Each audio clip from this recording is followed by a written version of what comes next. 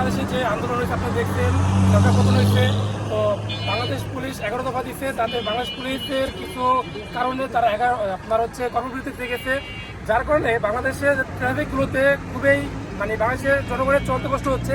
কারণ বাংলাদেশ স্কাউট আমরা আমাদের সাধ্যমতো আমরা জনগণের সেবা দিচ্ছি এবং ট্রাফিক কাজ করতেছি।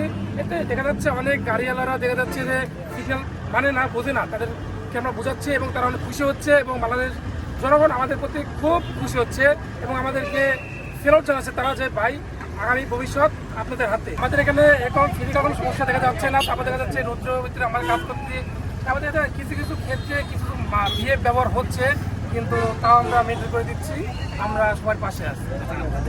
পরিবার কিভাবে দিচ্ছে আপনাদের যে আপনারা যে এরকম বিরোধী করছেন আপনারা এইভাবে করুন হ্যাঁ, আমাদের ফ্যামিলি থেকে আমরা বলছি যে বাবা মার কাছে বলছি যে আমরা চাচ্ছি বাংলাদেশের জন্য কাজ করতে।